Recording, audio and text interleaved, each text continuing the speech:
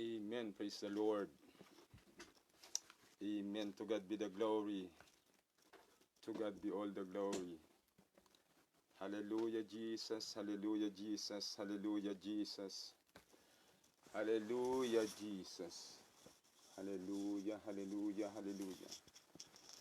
Amen. Thank you, Jesus. You are worthy to be praised, O God, tonight. Kotokoda satakaya da ba ba ba ba ba ba. Hallelujah, hallelujah, hallelujah. Hallelujah, the Lord is good. He is a refuge unto them. Amen. That put their trust in Him. Praise God. Hallelujah. Hallelujah. Hallelujah. Hallelujah. We worship you, Lord, tonight in spirit and in truth in this place. Amen. God is a spirit, and they that worship Him must worship Him in spirit and in truth. Amen. Thank you, Jesus. Thank you, Jesus. Thank you, Jesus. Hallelujah. Thank you, Lord God. Tonight, hallelujah, that we have this great opportunity, oh God, to share your words once again, to feel your touch, your power in this place tonight, oh God. You said in Matthew 18:20, for where two or three are gathered together in my name, there am I in the midst of them, oh God. Hallelujah. And now the Lord is that Spirit, and where the Spirit of the Lord, there is liberty. Thank you, Jesus. Hallelujah, hallelujah, hallelujah, hallelujah. Once again, Lord, we come to your presence tonight with thanksgiving, with praise. We honor you, Lord God. We worship you, Lord. Hallelujah. We exalt your name above every name, oh God. Hallelujah.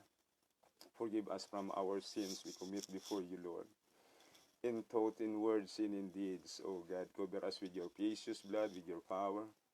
We humble ourselves before you tonight, oh God. Hallelujah. Anything that we did, hallelujah, which is not pleasant before your sight, oh God. We repent, oh God, and we humble ourselves before you. Forgive us, oh God. Hallelujah. I pray for your anointing to be upon my lips, oh God, tonight, for without you I can do nothing. And I pray, hallelujah, sa lahat ng taong makikinig, Panginoon, hallelujah, sila Sister Mary Ann, Sister Sheila, oh God, Brother Sherwin, Boss John, oh God, at sa mga kapatiran, at sa marami pang iba, oh Diyos, dalangin ko, hipuin mo ang puso nila, Panginoon, katagpuin mo sila sa kanilang mga pangailangan ngayon. Hallelujah, ikaw ang higit na nakakaalam ng kanilang pangailangan at ikaw ang may kapangyarihang tumugon, Panginoon, ng kanilang mga pangailangan, O Diyos. Spiritual na pangailangan, O God, buksan mo ang kanilang mga puso't kaisipan upang maunawaan nilang iyong mga salita, Panginoon, sapagkat sa aming makataong kaisipan, hindi namin maunawaan ang iyong mga salita, ang mga banal na bagay, Panginoon. Tulungan mo kami, likhaan mo kami ng pananampalataya sa aming mga puso. Financial na pangailangan, O God, kumilos kayo, iunat mo ang iyong pagpalang kamay, O Diyos, katagpuin mo ang lahat ng mga anak mong makikinig sa gabing ito, O Diyos. Praise God, hallelujah, hallelujah. I pray, Lord God, huwag mong ipagkait ang mabubuting bagay sa kanila, Panginoon, na nangangailangan sa gabing ito. Purihin ka, Ama. Dalangin ko ang milagro, Panginoon, sa buhay nila. Sino mang may sakit, Panginoon, na nakikinig ngayon, hallelujah. Bigyan mo siya ng kagalingan, kumpletong kagalingan, Panginoon. By your stripe, we are healed, oh God. Thank you so much for everything tonight. As we give you all the glory, we give you honor, we give you praise. In Jesus' name we pray. Amen. Amen. Praise God. Thank you for watching. Matthew. Amen. Madam Norma. Amen. Lopez. Amen. Praise God. Thank you for watching. Praise the Lord. So, ang outline na ginawa ko ay, praise God, ito'y request ni Sister Sheila. Siya po ay nasa Japan. Amen. Yung kaibigan niya ay nag-request ng Bible study tungkol po sa, amen, tungkol sa Jehovah's Witnesses or amen, kung paano ang sinasabi ng Biblia tungkol sa pangalang Jehovah. So yan ang ating pag-uusapan ngayon, mga kapatid. Amen. Praise God. Maraming salamat po sa inyo. Amen. Praise the Lord. Hiling ko ang kapayapaan. Hiling ko ang pag-iingat. Praise God. Dalangin ko na kayong lahat ay nasa maayos na kalagayan at lukuban kayo ng banal na dugo ng ating Panginoong Jesucristo at ilayo sa anumang mga karamdaman. Higit sa lahat sa salot na, praise God, na kumakalat ngayon sa buong mundo, ang COVID-19. Amen. Ang Panginoon ay nananatiling, praise God, makapangyarihan sa lahat. Amen. Sister Peli, God bless you. Thank you for watching. Amen. Kaibigan ko ito na nasa sa Cavite. Praise God. Let us open our Bible in the book of Exodus chapter 6. Amen. Exodus chapter 6. From verse 2 up to verse 3.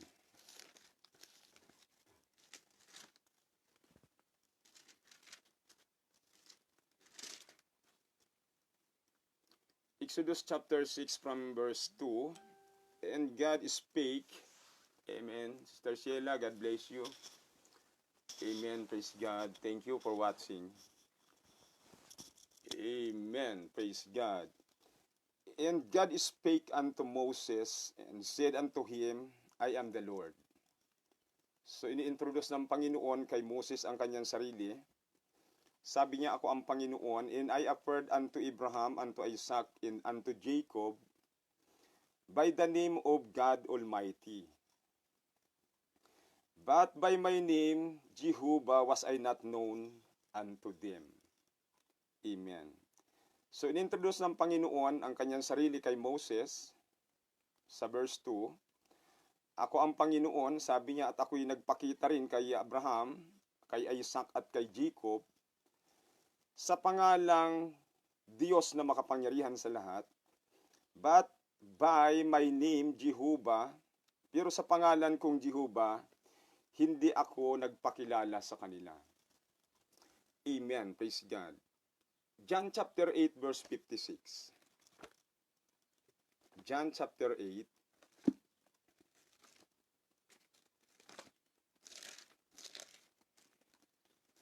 Okay, chapter 8 verse 56 to 58. Your father Abraham rejoiced to see my day. Amen. So it is the Lord Jesus Christ, praise God, introducing himself to the leader of Israel during that time. Praise God, na ang sabi niya, nagalak ang inyong amang si Abraham na makita ang aking araw. And he saw it and was glad. Then said the Jews unto him, Thou art not yet 50 years old, and hast thou seen Abraham? Jesus said unto them, Verily, verily, I say unto you, before Abraham was I am. Amen. Praise God. Praise the Lord. I'd like to share to you tonight about, amen, Jesus Christ and God the Father or Jehovah in the Old Testament are one. Amen. Yung Diyos na kinikilala ni Abraham, ni Isaac at ni Jacob sa lumang tipan na tinatawag nilang Jehovah, at ang ating Panginoong Hesukristo, praise God, sa New Testament, iisa lang po sila. The Lord will bless His word. Amen tonight. God bless you all. Jehovah is the Almighty God in the Old Testament. So sa lumang tipan, ang Diyos na ito na napakita kay Abraham, kay Isaac at kay Jacob, praise God, siya ay tinatawag na the Almighty God. Genesis chapter 17 and verse 1. So siya rin yung tinatawag ng mga Israelita na Jehovah. Okay. Chapter 17 and verse 1. Genesis. Okay. And Abraham was 90 years old and 9. And the Lord appeared to Abram, and said unto him, I am the Almighty God. Walk before me, and be thou perfect. Amen. Praise God. So, nagpakita ang Diyos na makapangyarihan sa lahat kay Abraham at nagpakilala siya na sinasabi niya, ako ang Diyos na makapangyarihan sa lahat. Walk before me and be thou perfect. Lumakad ka sa harapan ko at magpakasakdal ka. So ito yung nag-iisang Diyos, the Supreme Being God, in the Old Testament, na tinatawag ng mga Israelitan Jehovah. Praise God. The Lord Jesus Christ is the Almighty God, Jehovah in the book of Revelation. So ang Panginoong Hesus, nagpakilala rin sa aklat ng Revelation na siya rin yung makapangyarihan sa lahat. At praise God, sa Revelation chapter 1, verse 7 to 8. Ganito ang sinabi ng Panginoon. Revelation chapter 1. Verse 7, behold, he cometh, amen, praise God, with clouds, and every eye shall see him, and they also which pierced him, and all kindreds of the earth shall wail because of him. Even so, amen. So, ang Panginoon ay babalik, amen, kung paano siyang umakyat sa langit, ang sabi ng Biblia, ganun din siya makikita sa kanyang muling pagbabalik. Ang sabi niya sa 8, I am Alpha and Omega, the beginning and the ending, saith the Lord, which is and which was, and which is to come, the Almighty. So, Jehovah in the Old Testament, the God of Abraham, Isaac, and Jacob, amen, in the book of Revelation, he introduced himself, Jesus Christ, as the Almighty God, the great I am, the first and the last. Amen, praise God. He is also Jehovah. Number 2, Jehovah is the great I am in the book of Exodus chapter 3, verse 13. Exodus chapter 3. Nagpakilala siya kay Moses. Praise God, na siya yung Diyos na makapangyarihan sa lahat. At nung tinanong siya ni Moses, ano ang iyong pangalan? Pagdating ko sa mga anak ni Israel at ako'y makikipag-bargain kay Haring Paraon at sasabihin kong inutusan ako ng Diyos ni Abraham para palayain ang Israelita at tatanungin ako ng praise God, mga anak ni Israel kung ano ang kanyang pangalan, ano ang sasabihin ko sa kanila. Ganito ang sagot ng Panginoon. Exodus 3, 13 to 14. Okay. Verse 13, and Moses said unto God, ang kausap ni Moses, yung amen, Diyos ni Abraham, praise God, behold, when I come unto the children of Israel, and shall say unto them, the God of your fathers hath sent me unto you, and they shall say to me, what is his name? What shall I say unto them? And God said unto Moses, I am that I am. And he said, thus shalt thou say unto the children of Israel, I am hath sent me unto you. So nagpakilala ang Diyos kay Moses nung nag-i-inquire si Moses, ano ang pangalan mo, Panginoon, para maihatid ko at masabi ko sa mga Israelita, pagdating ko sa Egypt, ang sabi ng Panginoon kay Moses, sabihin mo sa kanila, sinugo ako sa inyo ni ako nga. Praise God. Jesus Christ is Jehovah in the New Testament, the great I am, in the book of John chapter 8. So ang Panginoong Hesus nagpakilala rin siya. Amen. Nagpakilala siya. God bless you, Pastor Bernard Angara. Amen. Praise God. Tingnan natin yung comparison sa mga talatang ito na yung Diyos na si Jehovah sa lumang tipan na nagpakilala sa mga patriarka, isa na kay Abraham, sa anak niyan si Isaac, kay Jacob, maging kay Joseph, maging kay Moses, maging kay David, sa iba't ibang uri ng appearances ng Panginoon, theophany, na nagpakilala siya yung makapangyarihan sa lahat. Na kinikilala nila ito bilang si Jehovah. Pagdating sa New Testament, inintroduce ng Panginoon na yung Diyos na yun na nagpakilala kila Abraham, at tinatawag na Jehovah, ako'y sa ako nga. Amen, praise the Lord. Siya rin ang ating Panginoong Hesukristo. Okay, Jesus Christ is Jehovah, the great I am in the book of John chapter 8, verse 56 to 58. So sa Old Testament, sa book of Exodus, si Jehovah inintroduce niya ang sarili niya kay Moses na siya ang great I am.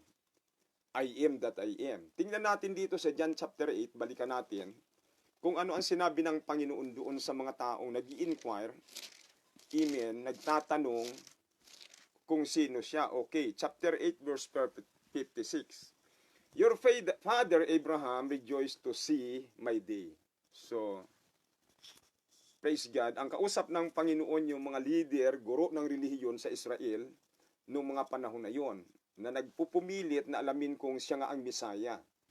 Sabi ng Panginoon sa kanila, ang inyong amang si Abraham nagalak nang makita ang aking araw.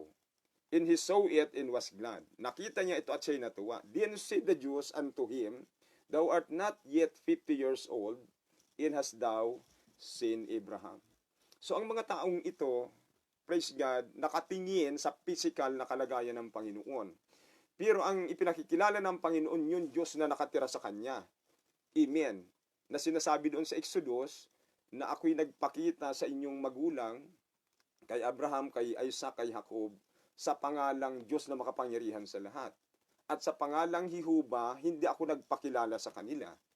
Amen. So ngayon, sinasabi ng Panginoon na ako yung Diyos na kausap ni Moses sa Exodus chapter 6, na sinasabi kong nagpakita ako sa inyong amang si Abraham. At ngayon, tini-question siya, wala ka pang 50 taon at sinasabi mo, nagkita kayo ni Abraham. Iilang libong taon ang pagitan nyo. So sabi ng Panginoon sa verse 58, Jesus said unto them, Verily, verily, I say unto you, before Abraham was I am.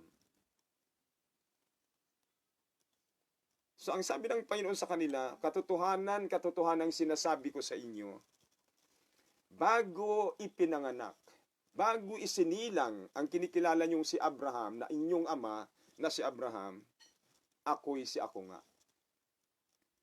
Amen. Praise God. Tingnan natin ang verse 24, kung anong sinabi ng Panginoon sa kanila. I said therefore unto you, John 8:24, that ye shall die in your sins, for if ye believe not that I am He, ye shall die in your sins. Kita mo yung emphasis na sinabi ng Panginoon, katotohanan sinasabi ko sa inyo. Amen. Na mamamatay kayo sa inyong mga kasalanan, sapagkat malibang maniwala kayo at sumampalataya kayo na ako'y si ako nga, mamamatay kayo sa inyong mga kasalanan. Praise God. So, Jesus Christ, in God the Father, in the Old Testament, are one. Jehovah is the good shepherd of Israel in the Old Testament. So, si Jehovah, yung Diyos na nag-iisa na makapangyarihan sa lahat, na kinikilala ng mga Israelita sa lumang tipan, sabi ni David sa Psalms 23 verse 1 to 6, The Lord is my shepherd, I shall not want. Siya ang mabuting pastol ng mga Israelita sa lumang tipan. He maketh me to lie down in green pastures, He leadeth me besides the still water. So ganun yung pagkakakilala ng mga Israelita, lalo na si David, sa Diyos na ito na kinikilala nilang si Jehovah. Tingnan natin sa New Testament kung sino siya. The Lord Jesus Christ is Jehovah, the good shepherd in the New Testament. Saan natin makikita yan? John chapter 10 verse 11 to 14. Ganito ang sinabi ng Panginoon. John chapter 10 verse 11 to 14. I am the good shepherd. Amen. So, si David sa lumang tipan, kinikilala niya ang Diyos Ama na siyang si Jehovah ayon sa kanila, na pagkakilala nila.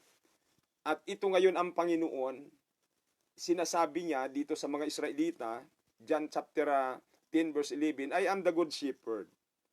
The good shepherd giveth his life for the sheep. But he that is in is an hireling, and not the shepherd, whose own the sheep are not, seeth the wolf coming, and leaveth the sheep, and fleeth, and the wolf catcheth them, and scattereth the sheep. The hireling flee, because he is an hireling, and careth not for the sheep. 14. I am the good shepherd, and I know my sheep, and am known of mine. So, dito maliwanag na yung kinikilalang the great shepherd of the Israelites in the Old Testament na siyang si Jehovah, praise God, sinasabi ng Panginoon na siya yung great shepherd ng Israel sa Lumang Tipan. So ito ang comparison, mga kapatid, dahil ang Old Testament ay prophecy at ang New Testament ay fulfillment ng prophecy. Okay, Jehovah is the Lord of Lords in the Old Testament. So si Jehovah, kinikilala siya sa Lumang Tipan ng mga Israelita na Panginoon ng mga Panginoon. 136 Book of Psalms. Okay. 136 verse 1 to 3. O give thanks unto the Lord, for he is good, for his mercy endureth forever. O give thanks unto the God of gods, for his mercy endureth forever. Verse 3. O give thanks to the Lord of lords, for his mercy endureth forever. So ayon sa mga Israelita, itong si Jehovah, siya ang Panginoon ng mga Panginoon. Tingnan natin sa Bagong Tipan ang comparison. Amen. Jesus Christ is Jehovah in the Lord of Lords, in the King of Kings, in the book of Revelation. So pagdating sa Revelation, itong kinikilala sa Lumang Tipan na Panginoon ng mga Israelita, na sinasabi nilang si Jehovah, pagdating sa book of Revelation, siya ang ating Panginoong Hesukristo. Revelation chapter 19 verse 11 to 16. Okay. Praise God. Tanda natin sa Lumang Tipan, ang Panginoong Hesukristo, ang Panginoong Diyos ay nagpapakita sa mga Israelita in so many ways. Praise God. Minsan siya ay anyong ulap sa umaga, sa gabi ay pillar of fire. Minsan ay amen, praise God, sa maraming manifestation, ang tawag doon theophany. Misteryoso, amen, kumbaga sa Lumang Tipan, amen, ang Panginoon ay sa iba't ibang anyo nagpapakita sa mga Israelita. Pagdating dito sa Revelation chapter 19 verse 11, sa pagbabalik ng Panginoon during the Battle of Armageddon, ganito ang posisyon ng ating Panginoong Hesukristo. Chapter 19 from verse 11. And I saw heaven opened, sabi ni John the Beloved, and behold a white horse, and he that sat upon him was called Faithful, and True, and in righteousness he that judge and make war. So ito yung nalalapit na Battle of Armageddon after the rapture of the church. His eyes were as a flame of fire, and on his head were many crowns, and he had a name written that no man knew but he himself. And he was clothed with a vesture dipped in blood, and his name is called the Word of God, ang berbo ng Diyos. Amen. And the armies which were in heaven followed him upon white horses, clothed in fine linen, white and clean. And out of his mouth goeth a sharp sword, that with it he should smite the nations, and he shall roll them with a rod of iron, and he treadeth the winepress of the fierceness and wrath of Almighty God. And he hath on his vesture, verse 16, and on his thigh a name written, King of Kings and Lord of Lords. Praise God. So pagbabalik ng Panginoon, praise the Lord. Amen. God bless you. Thank you for watching. Amen. Sa pagbabalik ng Panginoon during the Battle of Armageddon, praise God, the Lord Himself will come. Amen. Praise God. He will return as He said in John chapter 14. Amen. Praise God that He said, if I prepare the place for you, I will come again. and receive you unto myself. And also in the book of Acts chapter 1, sinabi niya na siya'y muling babalik. His coming will be a personal return. Babalik siya personal. At ito nga sa Revelation, dinidescribe ni John the Beloved na sinasabi rito, siya ang King of Kings and Lord of Lords. Number 5, Jehovah is the first and the last in the Old Testament. In Isaiah chapter 44 and verse 6. Okay, according to the prophet of the Lord, the great prophet of God in the Old Testament, amen, Isaiah chapter 44 verse 6, pinakilala niya ang Panginoon, amen, sa mga Israelita, chapter 44 and verse 6 to 8, na ganito. Okay, in verse 6, "Thus saith the Lord, the King of Israel, in his Redeemer, the Lord of hosts, I am the first and I am the last, and beside me there is no God.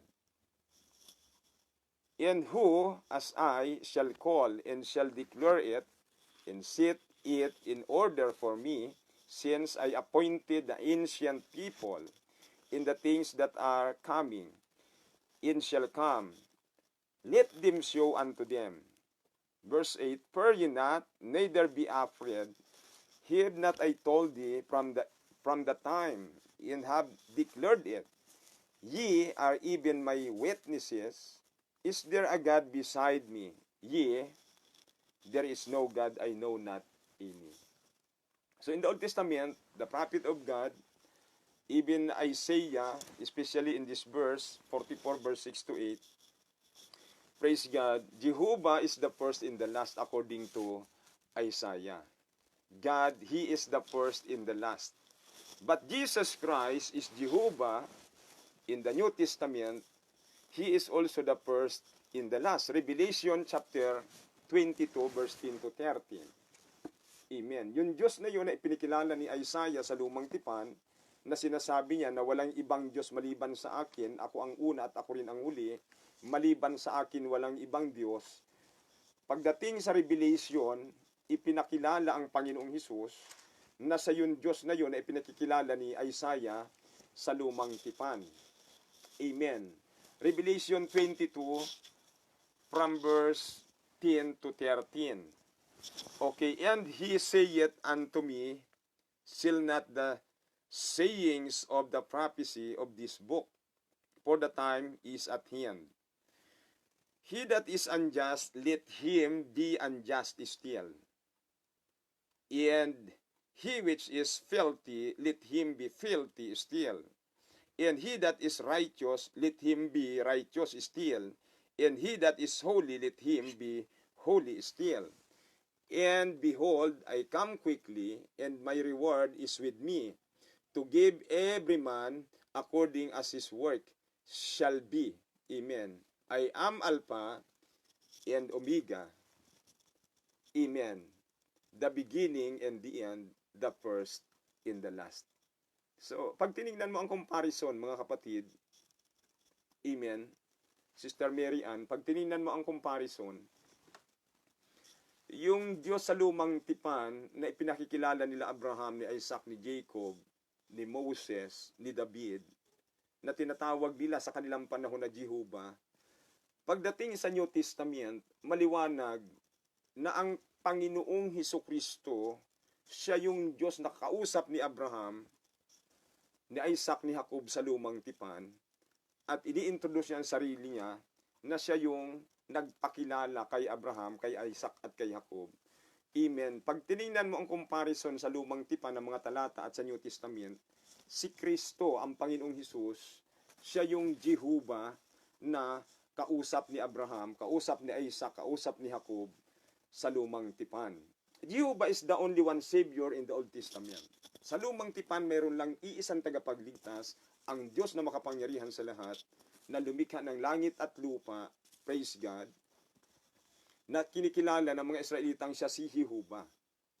Amen. Tingnan niyo ang inyong Biblia sa Isaiah chapter 43.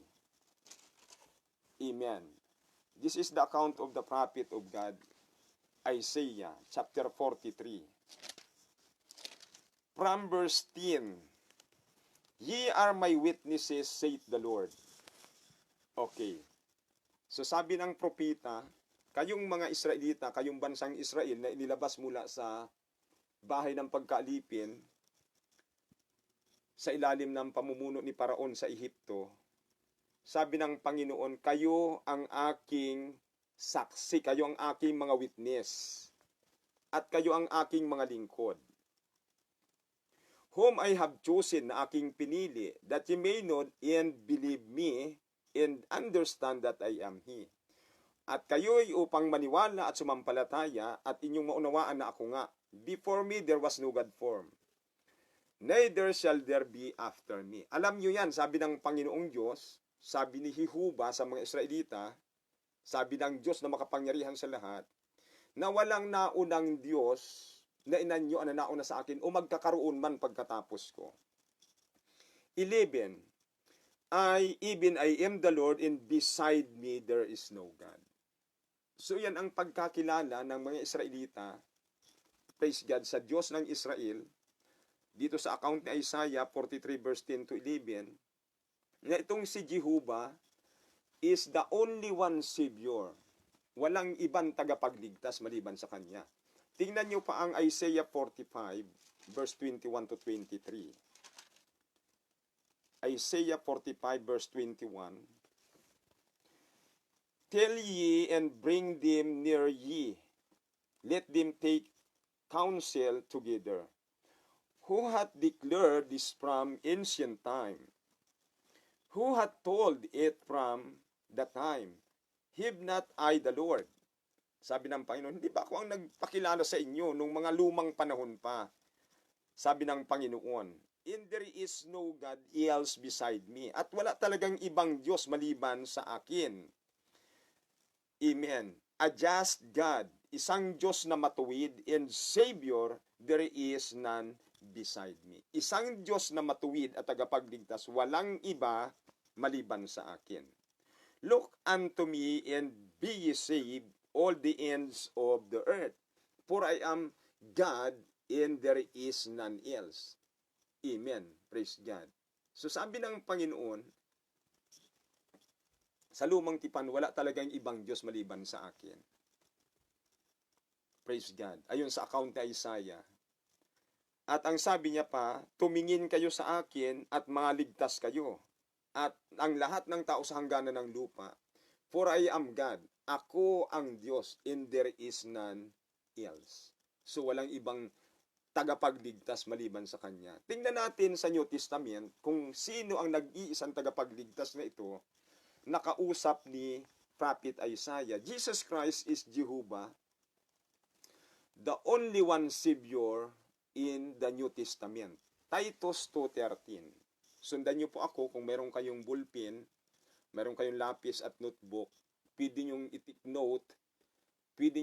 note, ang mga talata para bigyan nyo ng comparison pagka kayo'y nag-aaral ng Biblia. Kasi ang lumang tipan, ito'y prophecy, ito'y hula.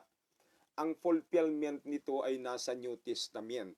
Kaya diyan nagka-problema ng malaki ang bansang Israel, na yung Diyos na yon na nagpakilala sa kanila sa iba't ibang anyo, amen, sa lumang tipan, pagdating sa New Testament, sabi ng Biblia, John chapter 1 verse 10 to 12, He was in the world was made by Him. Siya'y pumarito sa lupa at ang lupang ito ay ginawa sa pamamagitan niya. He came unto His own, in His own received Him not. Pumunta siya sa sariling kanya, sino ang sariling kanya? Ang bansang Israel, at ang sariling kanya, ang Israel, hindi siya tinanggap. But as many as received Him, to them give He power to become the sons of God, even to them that believe on His name. So kasama na ang buong mundo doon. Praise God. So yan ang naging problema ng Israel, na yung misteryosong Diyos sa lumang tipan na nagpakita sa kanila sa iba't ibang anyo, out of the burning bush, out of the whirlwind, with a still small voice, amen, sa anyong tao. Praise God. Pagdating sa New Testament, at nagpakilala sa kanila, ang Panginoon hindi na nila, amen, matanggap at hindi na nila kilala. Titus 2:13.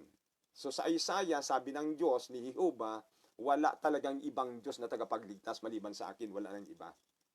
Pagdating sa New Testament, Titus 2:13, ang sabi roon, looking for that blessed hope in the glorious appearing of our great God and Savior Jesus Christ.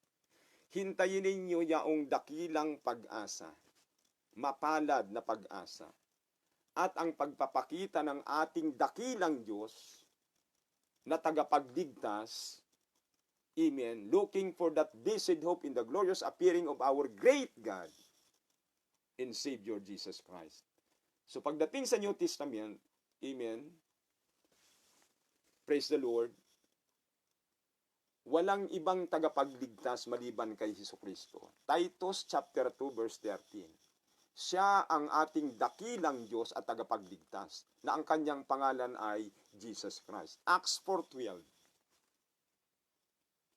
Neither is there salvation in any other, for there is none other name under heaven. Worldwide, ang scope nito sa Middle East, sa Europe, amen, sa Amerika, sa Asia, lahat ng tao sa buong mundo, mayroon lang isang pangalan na dapat nilang tawagan, na yung pangalan na yun ang tagapagligtas ng kaluluwa nila.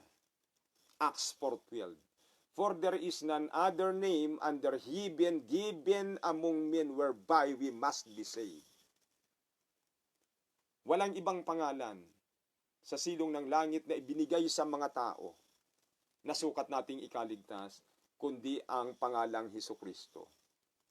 Amen. Praise God. Kaya ang sabi ng anghel kay Maria, manganganak ka at ang banal na bagay na iyong isisilang ay tatawaging Jesus, sapagkat ililigtas niya ang kanyang bayan sa kanilang mga kasalanan. Amen. Mayroon lang pong isang tagapagligtas. Amen. Hindi po dalawa. Paulit-ulit na sinasabi ng Diyos sa lumang tipan, mula kay Moses, kay Isaiah, kay Abraham, kay Isaac, kay Jacob, kay David, maging amen, down the line hanggang sa amen, hanggang sa kay Malakay, na walang ibang tagapagligtas maliban sa Diyos. Pagdating sa New Testament, ipinakilala yung nag-iisang tagapagligtas na yun. Ang pangalan niya si Hesukristo. Okay, number 7. Jehovah is the giver of spiritual water in the Old Testament. So sa lumang tipan, ang Diyos na makapangyarihan sa lahat na kinikilala ng mga Israelitan si Jehovah, siya ang nagbibigay ng spiritual water sa mga Israelita. Isaiah 44 verse 3. Ganito ang sinabi ng Diyos. Amen. Isaiah 44 verse 3. For I will pour water upon him that is thirsty, in floods upon the dry ground. I will pour my spirit upon thy seed, even thy seed, in my blessing upon thine offspring. So yan ang pangako ng Diyos, amen, sa mga Israelita, na sa pamagitan ng propita ng Diyos na si Isaiah, ito'y sinabi niya, amen, na ako ang, for I will pour water upon him that is thirsty. So lahat ng unauhaw, ito'y spiritual waters, in floods upon the dry ground, I will pour out my spirit upon thy seed. So ito si Jehovah, ito yung Diyos sa lumang tipan na nagsasabi, nangangako sa kanila, na ibubuhos ko ang aking espiritu sa inyo. Amen. Tingnan natin ang account ni John sa New Testament. Jesus Christ is the same Jehovah who gives the living water. Amen. John chapter 7 verse 37. John chapter 7 from verse 37 up to 39. In the last day, that great day of the feast, Jesus stood and cried saying, so ito malaking okasyon sa Israel, isa ito sa malaking gatherings or fiesta ng mga Israelita. At nung panahon na yun, yung mga tao napapagod na dahil ang tubig galing sa malayo, iniigib nila para mag-imbak sila sa kanilang bahay, dahil ito'y ilang araw na fiesta ang gaganapin sa kanila. Habang ang Panginoon nanonood sa kanila, nasa ibabaw siya sa pinakil ng templo, ang Panginoon ay sumigaw, sabi niya. Jesus stood and cried, saying, if any man thirst, let him come unto me and drink. He that believeth on me, as the scripture hath said, out of his belly shall flow rivers of living waters. but this spake he of the Holy Spirit. Amen. Which they hath believed on him should receive, for the Holy Ghost was not yet given, because that Jesus was not yet glorified. So, sinabi ito ng Panginoon, praise God, nung panahon na yon, tumutukoy ito sa Holy Ghost baptism, na hindi niya pa ibinibigay dahil hindi pa siya napapako sa cross, hindi pa siya nako-crucify. Yun din yung sinabi niya kay Nicodemus sa John chapter 3, na except a man be born of water and of the Spirit, he cannot enter the kingdom of God. Amen. So pagkatapos na siya ay makrucify at muling nabuhay na maguli, after 3 days, he rose up again from the dead. Amen. Praise God. And he came, he ascended up into heaven. Praise the Lord. And during the day of Pentecost was fully come. Then the promise of God to the Israelites that they will being be baptized, praise God, of the Holy Ghost. Amen. Praise God. During the day of Pentecost in the book of Acts chapter 2, it was fulfilled. You know, when God has promised, He is able also to perform. He is very much willing. Amen. And able to perform His promises. Amen. Praise the Lord. So, dito makikita natin sa comparison, sa lumang tipan, si Jehovah yung nangako na ibubuhos niya ang living water. At dito sa New Testament, pinulfilled ito ng Panginoon. Number 8, Jehovah, the God of Old Testament, is the only creator. Amen. God is the only one. Amen. God has 3 prerogatives. The right and power to create, the right to forgive sin, and the right to be worshipped. Amen. Siya lang ang may kakayahan. Siya lang ang may kakayahang mag-create out of nothing to something. Amen. Praise the Lord.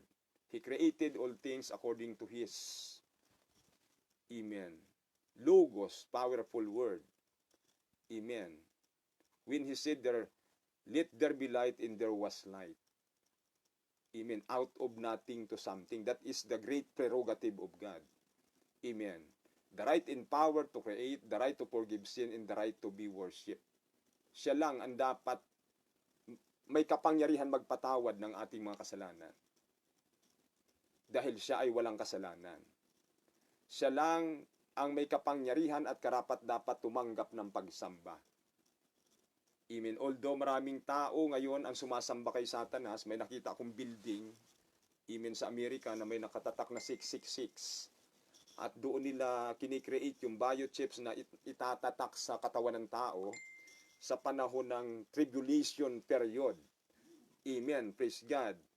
So, ang Satan na ito, mga kapatid, sa langit, iyon na ang discern ng puso niya sa Isaiah chapter 14. 5 bisis siyang binanggit doon yung I. Ang huli roon, I will ascend. Amen. I will be like the Most High God. Gusto niya talagang sambahin siya ng kapwa niya anghel. At nung siya'y ibinagsak ng Panginoon dito sa lupa, ganun pa rin ang desire ng puso niya na siya'y sambahin ng mga nilikha ng Diyos. Pero ang Diyos lang ang may karapatan tumanggap ng pagsamba. Dahil siya ang lumikha ng ating buhay. Amen. Praise God. So Jehovah, the God of Old Testament, is the only creator. Siya lang ang nag-iisang tagapaglikha. Isaiah 44 verse 24. Ito ang account. Amen. Isaiah 44:24. Thus saith the Lord, thy Redeemer, and He that formed thee from the womb.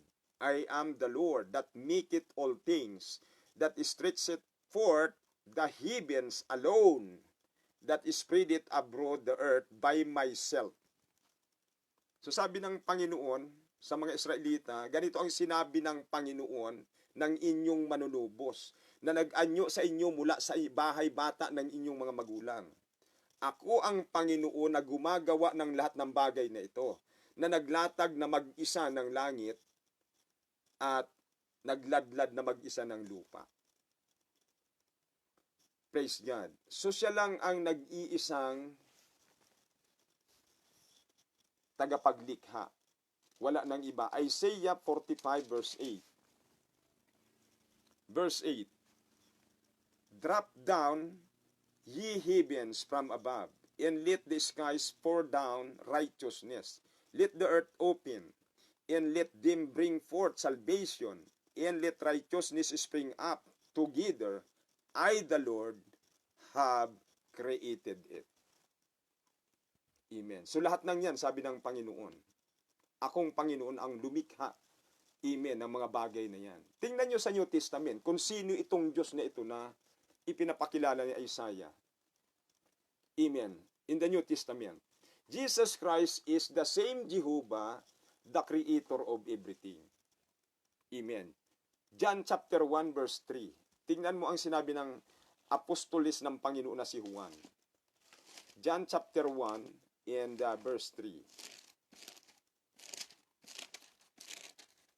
Okay, maraming verse tayong binabasa mga kapatid dahil binibigyan natin ng comparison yung mga verses sa lumang tipan na ginamit ng mga propita ng Diyos, ng mga patriarka ng Diyos. Isa na dyan si Abraham, si Moses, si Isaiah, si David. Amen. Na ini-introduce ng Diyos na ito, na kinikilala nilang si Jehovah. Amen. Na siya ang Diyos na manlilikha, tagapagligtas. Amen. Pagdating sa New Testament, ipinakilalang lubusan. Amen. Kung sino ang Diyos na yon sa lumang tipan, na kinikilala nila bilang si Jehovah. John chapter 1 verse 3, all things were made by Jesus Christ, by Him. And without Him was not anything made that was made. So ang lahat ng bagay ay ginawa sa pamamagitan niya, nino, ng Panginoong Hesus. Amen. At alinmang mga bagay ay hindi ginawa kung wala siya. Pagdating sa 10, verse 10, He was in the world was made by Him. Ang Panginoong Hesus ay pumunta sa lupa at ang mundong ito ay ginawa sa pamamagitan niya. And then sa 11, sabi rito, in the world knew Him not. Ito ang masakit. Yung manlilikha, pumunta doon sa kanyang nilikha, nakipag-fellowship sa kanyang mga nilikha, hindi siya nakilala ng mga taong nilikha niya. Sa 11, He came unto His own, and His own received Him not. Pumunta siya sa bansang Israel na inaari niyang kanya, hindi siya tinanggap ng kanyang sariling kanya, ng mga Israelita, but as many as received Him, to them give He power to become the sons of God, even to them that believe on His name. So mapalad tayo na nasali tayo sa pamilya ng Diyos dito sa verse 12. Dahil sabi rito, lahat ng sa Kanya'y tumanggap. Sila'y binigyan ng kapangyarihan na maging mga anak ng Diyos sa makatuwid bagay, silang mga nagsisampalataya sa Kanyang pangalan. Colossians 1:15. Mas malinaw yung sinabi ni Pablo. Amen. Praise God. Colossians 1:15-16. Kaya ang tanong, kung si Jehovah ang Diyos na lumikha ng lahat ng bagay sa lumang tipan, sa Genesis chapter 1 verse 1, in the beginning God created the heaven and the earth. Jehovah created the heaven and the earth. Amen. Pagdating sa New Testament, sinasabi ng Biblia na si Jesucristo, amen. So walang pag-aalinlangan. Walang duda na yung Diyos sa lumang tipan, siya ang Panginoong Hesus sa bagong tipan. Colossians 1:15. Who is the image of the invisible God? Siya ang persona, ang larawan ng Diyos na hindi nakikita. Dahil si Jehovah ay espiritu.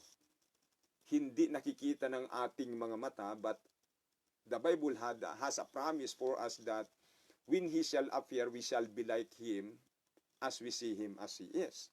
Sa kanyang muling pagbabalik, or pag na-rapture na tayo, pag ang ating kaluluwa lumabas na sa katawang ito, amen, yung capacity natin ay, amen, wala ng physical limitation.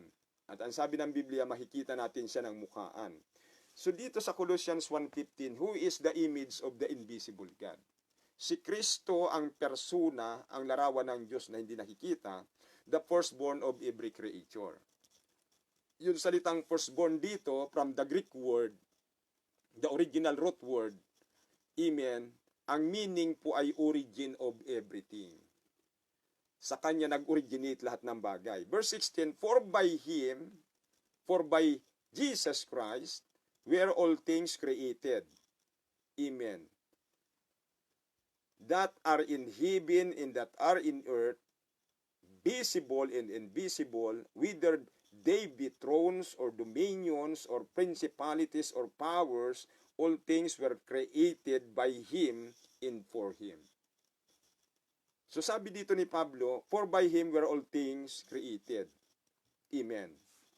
Dahil sa Kanya, lahat ng bagay ay nalikha. Mga bagay sa langit, mga bagay dito sa lupa, mga bagay na nakikita, tangible, pwedeng hawakan, mga bagay na invisible na hindi nakikita, pati yung mga spiritual, mga anghel, whether they be thrones or dominions, maging ito'y mga trono at pagsakop. Amen. Maging principalities and power, mga kapahamalaan at kapangyarihan, all things were created by Him and for Him. Lahat ng ito ay nilikha sa pamamagitan ng Panginoong Hesus at para sa Kanya. Amen. Praise God. Number 9, Isaiah chapter 35 verse 3 to 6. This is a prophecy by Jehovah in the Old Testament. Amen. And confirmed by the Lord Jesus Christ in the New Testament. Sabi ng Diyos, pagdating ko sa inyo, mga Israelita, ito ang palatandaan na ako'y dumating nga sa kalagitnaan nyo. Tingnan nyo ang Isaiah 35. Amen. Kailang palibhasa, sabi ng Panginoon, kumapal ang puso ng mga Israelitang ito, kaya hindi na nila ma-dissect, amen, ang mga salita ng Panginoon. Sabi ng Panginoon, ito ang palatandaan nyo. Pag dumating ako sa kalagitnaan nyo. Isaiah 35, verse 3 to 6. Amen. Maraming palatandaan. Buti pa yung 3 wise men. Praise God. Nung isinilang ang Misaya, naglakbay sila galing sa malayon silanganan para maghandog ng mga amen, gift sa Panginoon at sinamba nila yung sanggol dahil alam nilang iyon ang Diyos na nagkatawang tao. Amen. Praise God. Hindi po si Mary. Amen. Kaya nga sila wise men. Kaya sila wise men dahil alam nila kung sino ang talagang sasambahin nila dahil ang mayroong prerogative lang para sambahin ang Diyos. Hindi mo pwedeng ibigay sa iba yan. Sa Diyos lang dapat ibigay. Isaiah 35 from verse 3. Ito ang palatandaan, sabi ng Diyos, sabi ni Jehovah, pag dumating siya, amen, ito ang makikita nyo. Strengthen ye the weak hands and confirm the feebleness. Say to them that are of a fearful heart, be strong. Fear not, behold your God. Okay, narito ang inyong Diyos will come with vengeance. Darating ang inyong Diyos, amen, praise God, na may paghihiganti. Even God with a recompense. He will come and save you. Darating siya para iligtas kayo, sabi niya sa mga Israelita. Then the eyes of the blind, ito ang mga palatandaan. Pag dumating ang Diyos na ito, na kinikilala niyong si Jehovah, ito ang palatandaan na makikita niyo. Then the eyes of the blind shall be opened, in the ears of the deaf shall be unstopped. Then shall the lame man lift as an harp, and the tongue of the dumb sing. For in the wilderness shall waters break out, and streams in the desert. Amen. So ito propesiya sa lumang tipan, sa pamamagitan ni Prophet Isaiah, na itong si Jehovah, pagdating sa kalagitnaan ng mga Israelita, pag siya'y dumating, ito ang mga palatandaan. Itong propesiyang ito, kinonfirm ng Panginoon sa Matthew chapter 11, verse 2 to 6. Tingnan nyo kung ano naging pag-uusap ni John the Baptist at saka ng Panginoon dito sa Matthew chapter 11, verse 2. Now, when John, meaning John the Baptist, had heard in the prison the words of Christ, he sent 2 of his disciples. Tandaan nyo, ang trabaho ni John the Baptist, amen, siya ang nag-share sa Misaya. Amen. Dahil babaguhin na nga ng Panginoon ang konstitusyon ng Israel, mula sa pagiging Old Testament doctrine, ipapasok na ang New Testament. Dahil hindi na nalugod ang Panginoon sa ginagawa ng mga high priest doon at yung mga propita ng mga matuwid ay pinapatay ng mga hari, ng mga politician, ng mga kings. So yung mga nangangasiwa naman sa templo, yung mga Libita, hindi na rin nila mga pangangasiwaan, kaya ang buong bansang Israel ay na-backslide.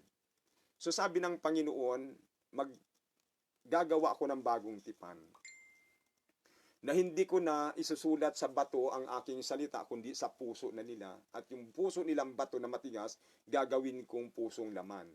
So tumutuko yun sa pagbabago ng konstitusyon sa Israel, na aalisin yung Old Testament at ipapatupad ang New Testament.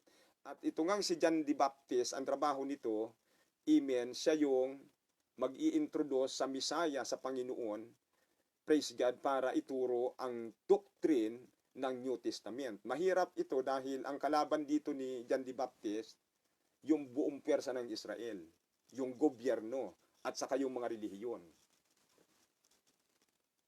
Praise God. Kaya nga dito, nasa priso na siya at nakakulong na siya, nag-alinlangan siya sa Panginoon, kaya nag-inquire siya, praise God, at nag-utos siya ng kanyang mga tauhan para magtanong sa Panginoon, na ang sinasabi rito sa verse 3, and said unto him, art thou he that should come, or do we look for another? Ikaw ba yung sinabing Misaya? Yung magtuturo ng katuruan sa bagong tipan, para palitan na ang katuruan ng lumang tipan? Dahil sa lumang tipan, naubos na ang hayop ng kahahandog sa kasalanan ng tao. Yung mga tao hindi pa nabago. Araw-araw bumubuhos ang dugo ng hayop sa tabernacle para tabunan, atonement sa kasalanan ng mga Israelita. Pero naubos na ang mga hayop sa Israel, ang tao hindi pa rin nagbago. Yung kasamaan ng puso nila nandoon pa rin. Kaya ang Panginoon nagbago ng sa bagong tipan, sabi niya, hindi na ganun ang sit-up. Hindi na yung seremonyalo na maghugas ng kamay bago kumain. Huwag lalabas sa araw ng Sabat kasi walang natutunan yung tao doon. Nila yun dahil sa takot sa basa ay batuhin. Hindi talaga, praise God, convert.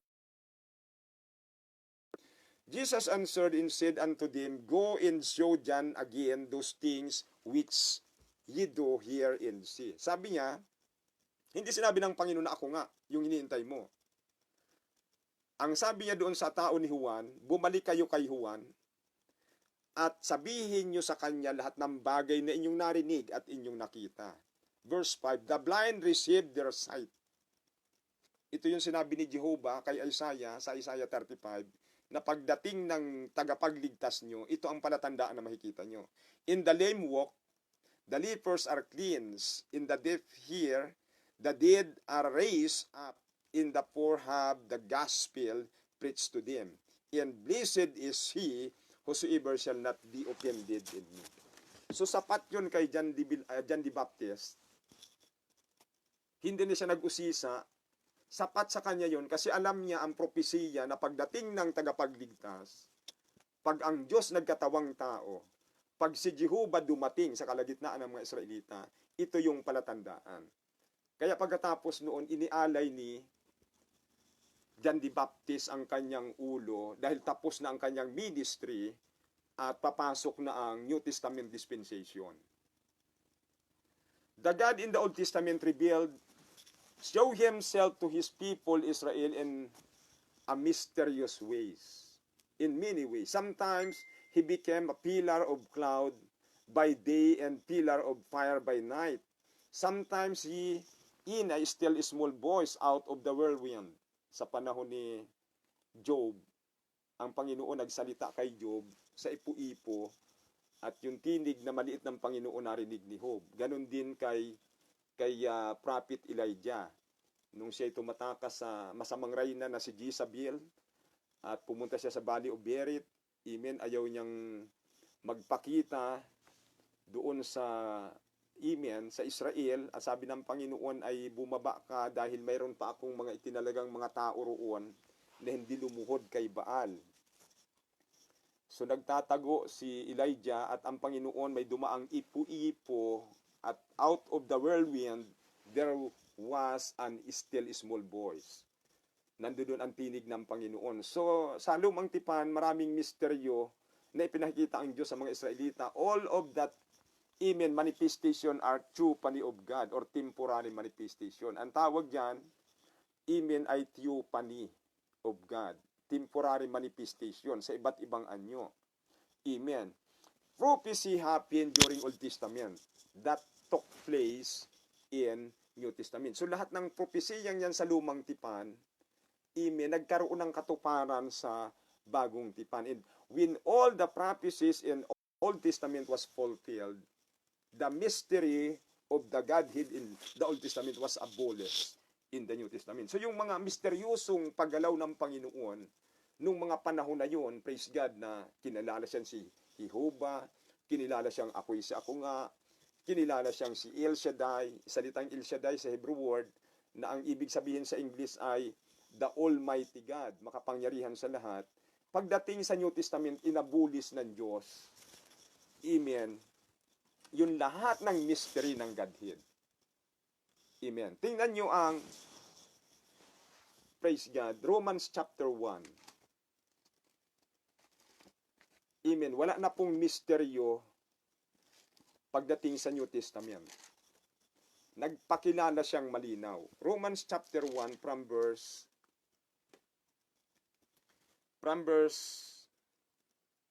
17. For therein is the righteousness of God revealed, from faith to faith, as it is written, the just shall live by faith. So sa New Testament, amen, praise God, ipinahayag ng Diyos ang kanyang katwiran. Kaya nga sinasabi, ang matuwid ay mabubuhay sa pananampalataya. For the wrath of God is revealed from heaven against all ungodliness and unrighteousness of men, who hold the truth in unrighteousness. Amen. Because that which may be known of God is manifest in them, for God hath shown it unto them. So ipinakita na ito ng Diyos sa kanila. Tingnan nyo sa verse 20. For the invisible things of Him from the creation of the world are clearly seen, being understood by the things that are made, even His eternal power in Godhead, so that they are without excuse. Ipinakilala ng Panginoon sa verse 20, even the invisible things of Him from the creation of the world are clearly seen. Yung mga invisible, yung mga bagay na hindi niya ipinakita sa lumang tipan, praise God, ngayon ay ipinakita niya ng maliwanag, are clearly seen, being understood by the things that are made, even His eternal power in Godhead, so that they are without excuse. So ipinakilala niya. Sa papanong paraan, ipinakilala. Tingnan nyo ang 1 Timothy 3:16. 1 Timothy chapter 3, verse 16. And without controversy. Okay. Take note. And without controversy, great is the mystery of godliness. Ano yung mystery of godliness sa Old Testament? Ang Diyos sa lumang tipan, nakatira sa templo, sa tabernacle, sa Holy of Holies, habang ang mga Israelita naglalakbay. Yung tabernacle of Moses ay ang pinakasikretong lugar nun, yung Holy of Holies. Nandoon ang presensya ng Diyos, na ang high priest pumapasok dun once a year para dalhin lahat ng petition ng mga Israelita. At pag pumasok siya roon na may kasalanan siyang ginawa, mamamatay siya sa loob at hindi siya pwedeng i-rescue, kaya siya may tali para mailabas siya ron, kinakailangan hilahin sa palabas. Kasi banal na dako yung Holy of Holies. Tirahan yun ng banal na presensya ng Panginoon. So, at siya nagpakilala sa iba't ibang kaparaanan. Nagmanifest siya, temporary manifestation, sa iba't ibang kaparaanan. Pagdating sa New Testament, sabi rito, yung great mystery of godliness, ito na yon. God was manifest in the flesh. So itong Diyos na ito, na creator, na si Jehovah, na nag-iisang makapangyarihan sa lahat, nagmanifest sa flesh. God was manifest in the flesh, justified in the spirit, seen of angels, preached unto the Gentiles, believed on in the world, and received up into glory. Kaya pagdating sa New Testament, mga kapatid, wala ng mystery ang Godhead. Hindi katulad sa lumang tipan na kahit yung mga Israelita, kahit yung mga leader ng Israelita katulad kay Moses, nagtatanong siya, sino ka baga Panginoon? Pagdating ko sa mga Israelita, na ako'y inutusan ng inyong magulang na si Abraham, magtatanong sila, anong pangalan ng Diyos na nag-utos sa iyo? Anong sasabihin ko sa kanila? Sa Exodus chapter 3, ang sabi ng Diyos na ito, sabihin mo sa kanila, sinugo ako sa inyo ni ako nga. Praise God. Pagdating sa New Testament, nagpakilala siyang maliwanag. Yung bato na sumusunod sa kanila doon, sa ilang, na nagbibigay ng tubig pag nauhaw sila. Yung nagbibigay ng lilim sa kanila sa araw na naglalakad sila sa disyerto na mainit for 40 years para hindi sila masunog ng araw. Nag-aanyo siyang ulap at paglakad ng Israel sinusundan sila ng ulap. At sa gabi naman para itaboy yung mababangis na hayop sa kapaligiran at liwanagan yung kanilang daan, siya naman yung pillar of fire. At sa maraming anyo, maging sa Genesis chapter 18, bago pinugnaw ng Diyos ang Sodoma at Gomora, nagpakita siya kay Abraham sa anyong tao, kasama ang dalawang anghel na inutusan niyang pumunta doon sa Sodoma at Gomora para ilabas yung pamilya ni Lot. So lahat yun ay temporary manifestation. Ang tawag doon, theophany of God. Na pagkatapos nung aksyon na yun, nung kanyang mission na yun, ay bumabalik siya sa kanyang pagiging anyo na espiritu. Because God is a spirit. Ang nature ng Diyos ay espiritu siya. John 4:24, God is a spirit. And they that worship Him must worship Him in spirit and truth. Pagdating sa New Testament, inabulis ng Diyos yung mystery. Nagpakilala siya. Dito, in without controversy, great is the mystery of godliness. God was manifest in the flesh, justified in the spirit, seen of angels, preached unto the Gentiles, believed on in the world, and received up into glory. So pagdating sa New Testament, ang Panginoon nagpakilala siya. Yung Jehovah, nagkumikilo sa mga Israelita sa iba't ibang kaparaanan, nagkatawang tao siya. 1 Timothy 3:16. God the Father, amen, Jehovah was manifest in the person of Jesus. He is the person of the invisible God. Dahil yung Diyos Espiritu yun, hindi siya makikita. Di ba? Ang katulad sa iyo, for example, amen. Sino ang nakikita sa iyo? Di ba yung physical? Iyon ang personal, iyon ang persona nung espiritu na nakatira sa iyo. Although ang totoong tao, ang totoong human being, yung espiritu nakatira dito, iyon yung wangis ng Diyos. Because we are created by God according to His own image. Ang Diyos ay espiritu, kaya ang totoong tao yung espiritu nakatira dito. Your body is just house, a physical house you live in. Temporary yan. Physical lang yan. The real you is your spirit, which will live on forever. Ang totoong ikaw yung espiritu nakatira dyan. So, hindi mo pwedeng paghiwalayan yung espiritu mo sa katawan mo. Dahil ang persona ng espiritong nandiyan sa loob na hindi nakikita, yung physical na katawan na yan. So, ang Panginoon ay ganun din. Yung Diyos na espiritu na nakatira sa katawan ng Panginoong Jesucristo, sabi ng Biblia, si Kristo ang persona ng Diyos na hindi nakikita. Now, let us talk about the dual nature of the Lord Jesus Christ. Ito yung sikreto para maunawaan natin, amen, praise God, kung sino talaga ang Panginoong Hesus. So, ang Panginoon, mayroon siyang dual nature, dalawang kalikasan. In the Bible, we can see that Jesus Christ had two distinct natures in a way that no other human being has ever had. Siya lang ang mayroong ganitong kalikasan. Wala ito sa lahat ng tao, siya lang. One nature is human or fleshly, yung katawang physical. The other nature is divine or spirit. Jesus was both fully man and fully God. Or, amen, 100% siya ay tao, dahil yung taong katawan niya ay human, at 100% divine, yung espiritu nakatira sa kanya ay yung Diyos na lumikha ng langit at lupa. The name Jesus refers to the eternal Spirit of God, the Father dwelling in the flesh. So ang pangalang Jesus ito'y tumutukoy doon sa pangalan ng Espiritu ng Diyos Ama na nakatira sa katawan, sa laman. For example, when we say Jesus Christ died on the cross, we mean His flesh died on the cross. When we say Jesus lives in our hearts, we mean His Spirit is there. So si Kristo mayroong two natures or dual nature. 100% siya ay tao. Amen. Dahil ang ililigtas niya tao, dahil kailangan niyang mag-provide ng banal na dugo, panlinis sa ating maruming budhi at sa ating maruming konsensya. Kinakailangan i-provide niya yan kasi sa Biblia, laging pagkaligtasan ang pinag-usapan, kinakailangan may dugo. Hebrews 9:22.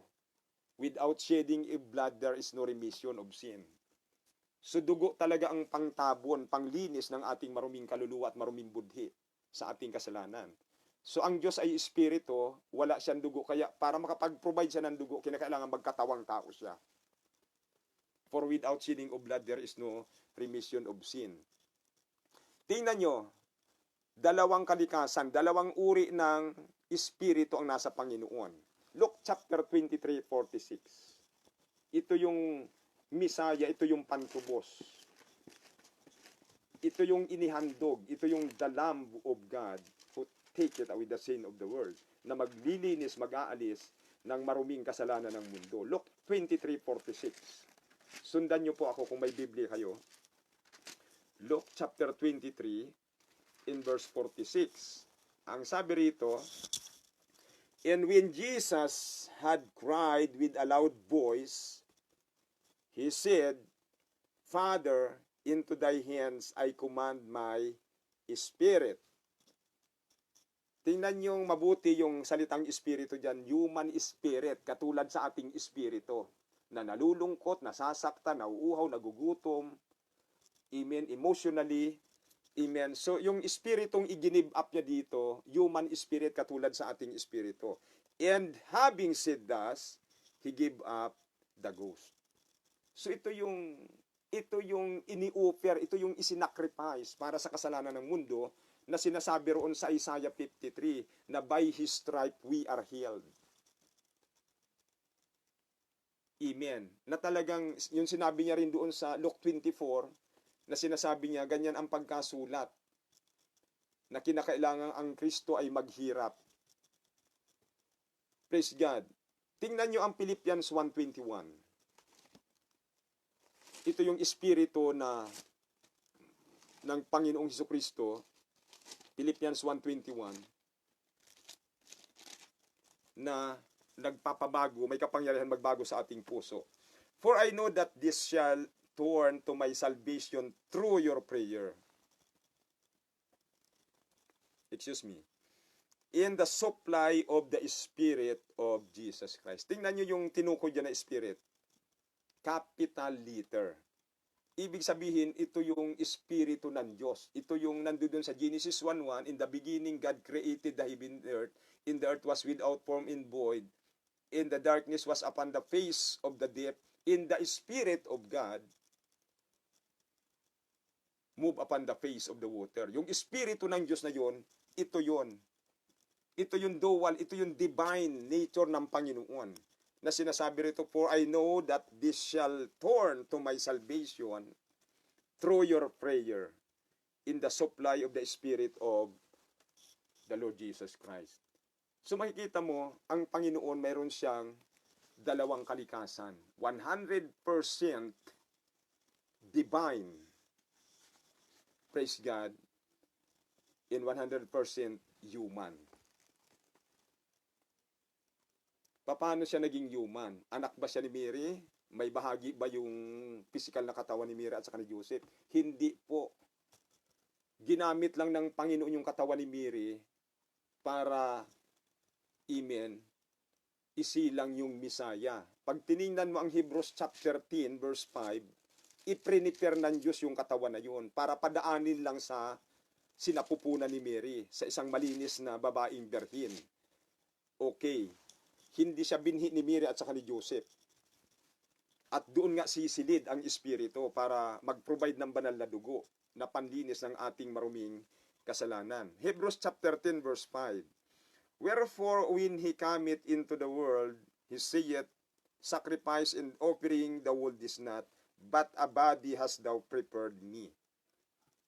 So iprinipared ng Diyos yung katawan na yun, pinadaan lang sa isang birhen, sa katawan ng isang birhen. In burnt offerings and sacrifices, for sin thou hast had no pleasure. Then said I, Lo, I come in the volume of the book, it is written of me, to do thy will, O God. Praise God. So, ang Diyos ay pumunta dito sa lupa, ang proseso, amen, i-prepare ng Diyos yung katawan at pinadaan doon sa birhen para maging sisidla ng Espiritu. Okay, the dual nature of the Lord Jesus Christ. Christ as a man, tingnan natin. Bilang tao, number 1, was born a baby. Bilang tao, ipinanganak siyang normal. Luke chapter 2, verse 7. Ipinanganak siyang normal, mga kapatid, na katulad sa atin. Luke chapter 2 and verse 7. As a man, this is the dual nature. Ito ang dalawang kalikasan ng Panginoon. Verse 7, and they had no child. Okay. Luke chapter 2 and verse 7. Okay. And she brought forth her firstborn son and wrapped him in a swaddling clothes and laid him in a manger because there was no room for them in the end. So, ang Panginoon ipinanganak sa pasabsaban dahil nung panahon na yun, may declare ang emperor ng Roma na si Caesar na lahat ng mga taong nasasakupan ng kanyang gobyerno magbuwis. So, ang Israel noon walang sariling gobyerno. Ang nagsakop sa kanila ang gobyerno ng Roman Empire. Ang Roma noon ay empire siya. Maraming bansang nasa ilalim ng kanyang nasasakupan. Kaya si Mary at saka si Joseph ay naglalakbay noon papuntang Israel, papuntang Rome. At dahil walang kotse noon, naglalakbay sila. So, nung kagampanan na ni Mary at mga anak, wala ng bahay, kinakatok nila kasi ang daming manlalakbay. So, sarado na lahat. Wala nang mag-accommodate sa kanila. So, ipinanganak niya ang Panginoon. So, the dual nature of Christ, as a man, he was born a baby. As a human, he hungered. Matthew chapter 4, verse 2. During,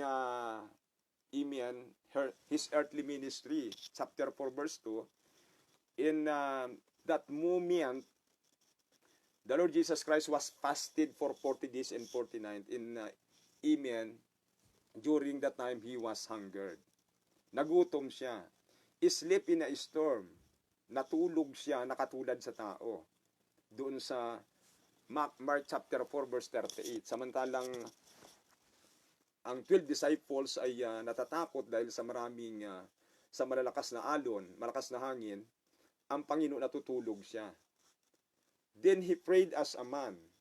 Hebrews chapter 5 verse 7 to 9. Nananalangin din siya during the days of his flesh. Nananalangin din siya. In fact, doon sa Gitsemane bago siya ipako sa krus, yung reaksyon ng kanyang laman, ayaw niyang tanggapin yung crucifixion. Kaya ang sabi niya roon, Abba Father, let this cup pass from me.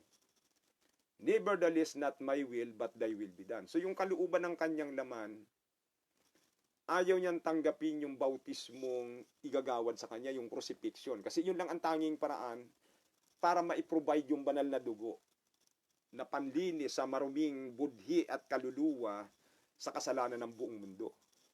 Praise God, nag-pray siya roon. Pero sabi niya, wag ang kalooban ko, kundi ang kalooban mo. Kaya yung crucifixion ng Panginoon, iyon ay victory niya, iyon ay resulta na lang ng kanyang pakikipag-battle doon sa Gitsemane.